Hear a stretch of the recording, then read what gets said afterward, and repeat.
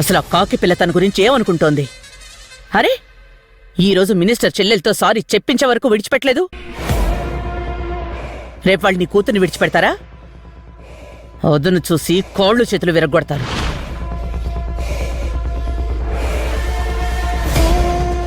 ఏం చేయమంటావు అన్నపూర్ణ? ఆ మినిస్టర్ని చూస్తే చాలు కళ్ళల్లో నిప్పులు పోసుకుంటుంది.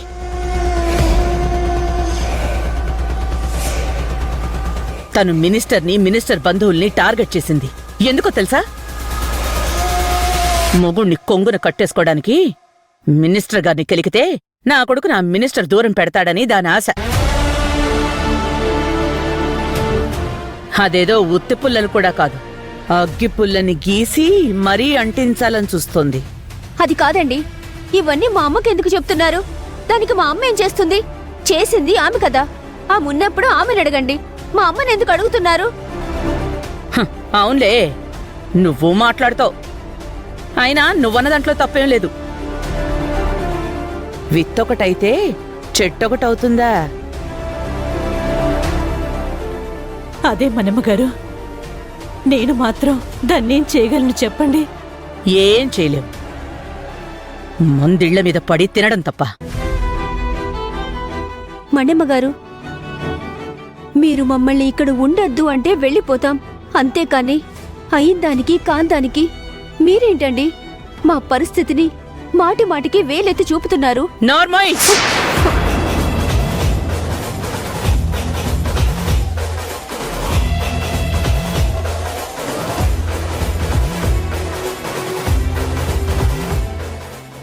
అమ్మా, ఏమైందమ్మా? ఎందుకు వాళ్ళ మీద అరుస్తున్నావు? నీకు నా అరుపులే వినబడతాయిరా. నీ భార్య ఈరోజు ఆ మినిస్టర్ చెల్లెలు రాజేశ్వరితో సారీ చెప్పించుకుంది. ఆ విషయమే వీళ్ళకి చెప్తున్నాను. రాజేశ్వరి గారితో సారీ చెప్పించిందా? దేనికి? రాజేశ్వరి గారు గుడి నుంచి వస్తున్నప్పుడు దారిలో పెద్ద గొడవ జరిగింది. క్షమిస్తాం గాని మీరు దేనికొచ్చారు? ఈ రాజేశ్వరి గారిని పోలీస్ స్టేషన్ కి తీసుకువెళ్ళడానికి వచ్చాను.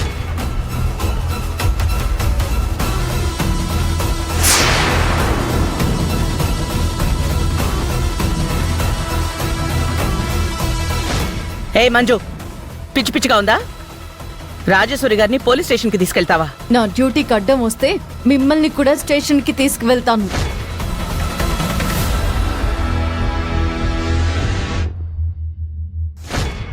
సారీ చెప్పమనండి. సారీ. అది జరిగింది. అర్థమైందమ్మా. ఏమైనా అడగాలి అనుకుంటే ఆ మంజుని అడగమ్మా. వీళ్ళని ఎందుకు అడుగుతున్నావు?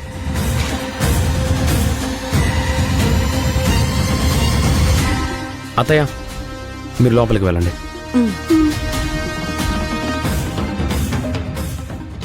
నేను చూసుకుంటానమ్మా.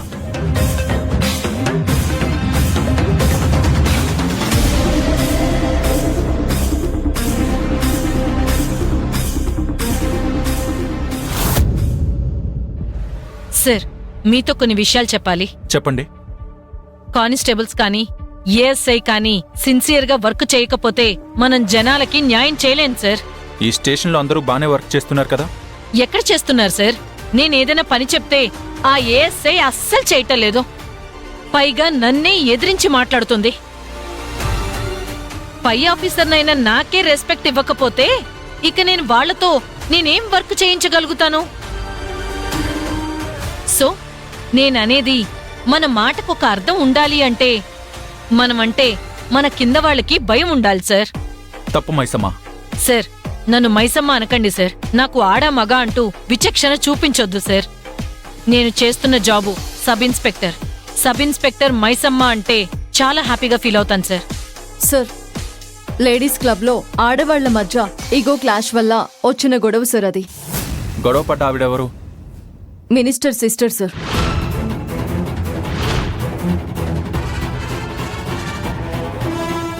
మన మినిస్టర్ గారి సిస్టరా? అవును సార్.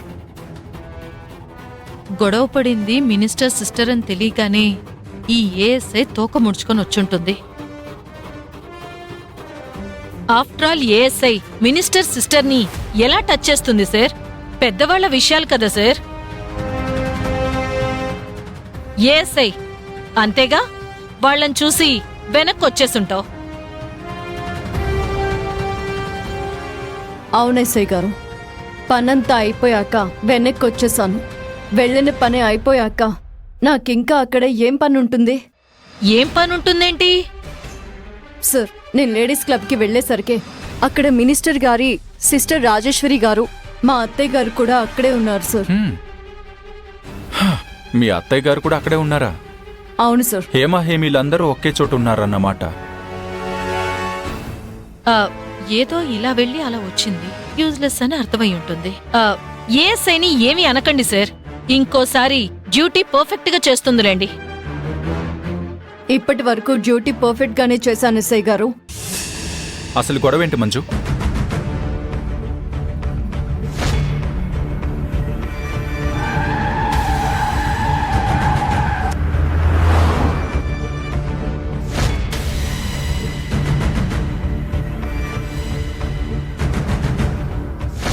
నేనెవరో తెలుసా? మినిస్టర్ చెల్లెల్ని. మీరు ఎవరైనా సరే స్టేషన్కి రావాల్సిందే. ఏదో పొరపాటు జరిగిందనుకోండి, జరిగిన దానికి మేడం సారీ చెప్తారు. సారీ. ఎస్ఐ గారు, వాటర్ తాగండి.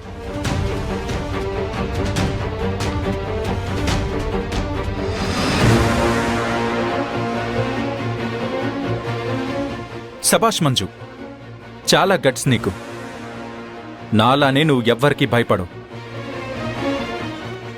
నీలో నాకు నచ్చింది అదే. ఎవరు తప్పు చేసినా కొన్నిసార్లు పరిష్కారం వెంటనే తెలియపరచాలి సార్. లేట్ చేయకూడదు. ఇవ్వాల్సింది వెంటనే ఇచ్చేయాలి.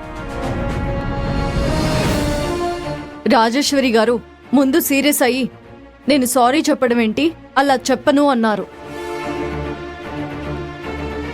సారీ చెప్పకపోతే స్టేషన్కి తీసుకువెళ్లాల్సి ఉంటుంది అని అన్నాను సార్. అప్పుడు సారీ చెప్పారు.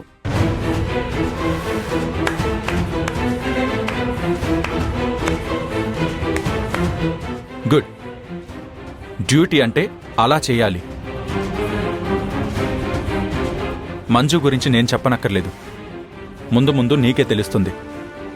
డ్యూటీ ఎలా చేయాలో మీరు మంజుని చూసి నేర్చుకోండి.